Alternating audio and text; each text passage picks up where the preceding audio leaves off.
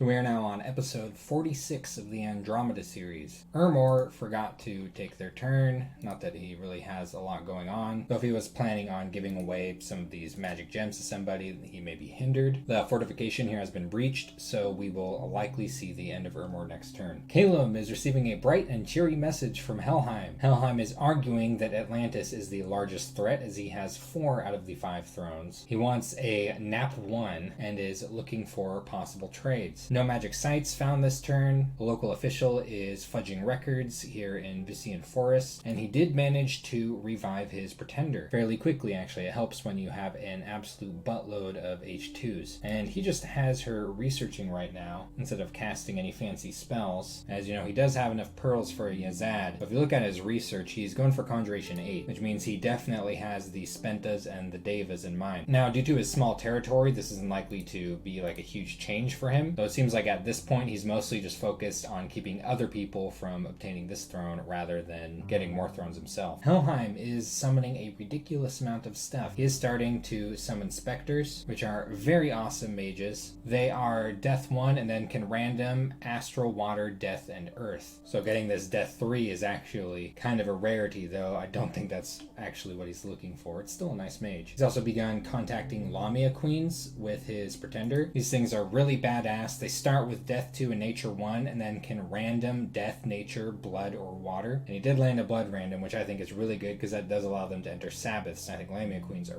really good Sabbath slaves. He's also awakening vine ogres. These things are pretty tanky with 55 hit points, a decent natural protection, blunt resistance, and pierce resistance, a couple of attacks, but their main purpose is just to keep your opponent's units from getting through to your mages and whatnot. And they are amphibious. We will notice that Helheim has been summoning a lot of amphibious units. He found 1 magic site this turn, an enchanted field, which effectively is just a nature gem a turn. Not bad for a nature 1 mage. And he's had a couple of battles. One of them he had to call out the animal control in the form of a Vanyarl wielding a dancing trident and bracers of protection. It's just a bunch of wolves here. Casts Misform Blessing, Holy Avenger, and then gets surrounded by wolves.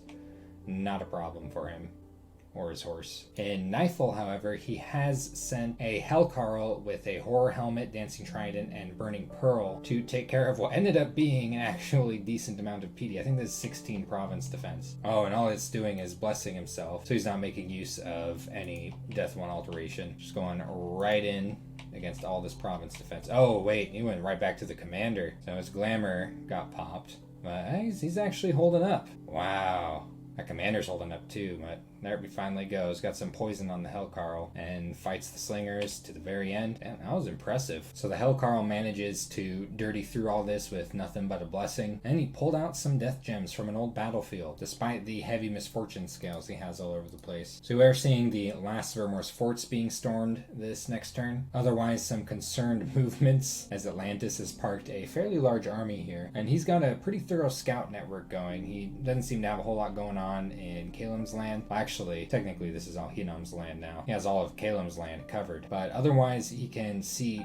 just about every province on the map, at least down to what flag is on it. Russ has had a more eventful turn, not that I think he would wish it that way. He did just hit Conjuration 5 and Evocation 3. His province defense on his capital is being checked out by a scout, which is a little bit disconcerting. And he has a lot. We've got a Melkart doing some raids. Let's see, it's Attica again. Vine Shield, Flesh Eater, Black Steel Helmet, Black Steel Full Plate, Boots of the Messenger, Bracers of Protection, and Ring of Regeneration. He's up against, I think there's something like around 10 PD, and there are actually 2 Rustian priests here. One of them is holding a Scepter of Authority, which allows for combustion casting. The other is not. Oh, and a bird. Let's see if it messes with his scripting. Alright, so he's cast Blessing.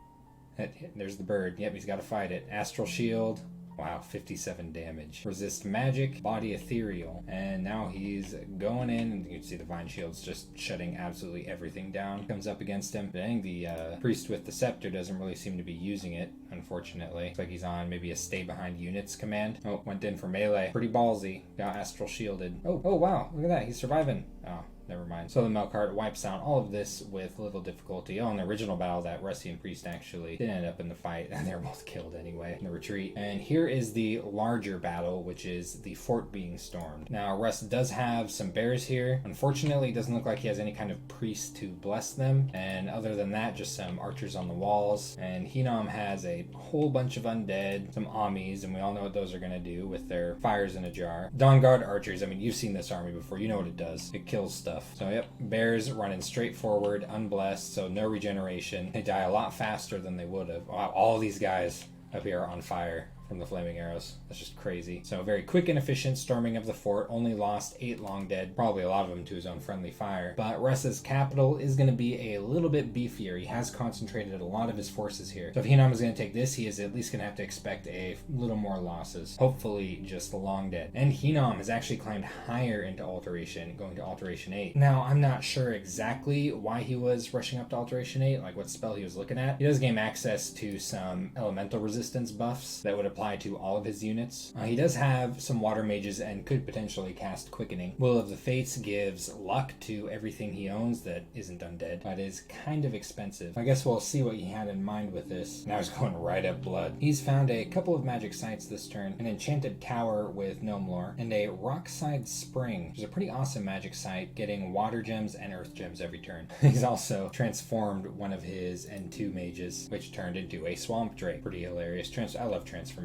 So it does look like he's cleaning up whatever's left of Russ's territory. He has his Melkart, Yahoyakim, moving into Narantheon, and his big army moving right onto Russ's capital. We're likely to see the end of Russ soon. The big question is, what comes next? This is a province he's been building on where he's got the Necromancer recruitment if he wanted it. It costs 105 gold though, and he's got 103. And then Atlantis has received a message from Calum. Calum is noting that he is not the dominant power and now wants to forge a friendship with Atlantis. Throwing him some water gems, and ooh, what's this? Received a big pile of crap, including a manual of water breathing, which is kind of funny, from Russ. Russ is throwing some weapons Atlantis's way, revealing that it looks like his eventual idea was to get his bears to fly. Russ is saying that he thinks it would be ridiculous if Calum was still around, and that Helheim and Henom are the true contenders that he has in this game. Atlantis did grab a throne this turn. That was this isolated throne here in the Moon Sea, the Throne of Churning Ocean. Increases turmoil, 3 water gems and an air gem a turn, and conjuration bonus of 20, which is pretty good. But it will be sitting here pumping out icky dominion into Helheim's lands. He's also found a couple of magic sites here this turn. One is Isle of the Sea Fathers. That's 2 water gems a turn, and Sea Father recruitment. 185 gold for a water 2 priest level 1 mage. I suppose the upkeep is low-ish compared to, say, the Mage of the Deep upkeep, but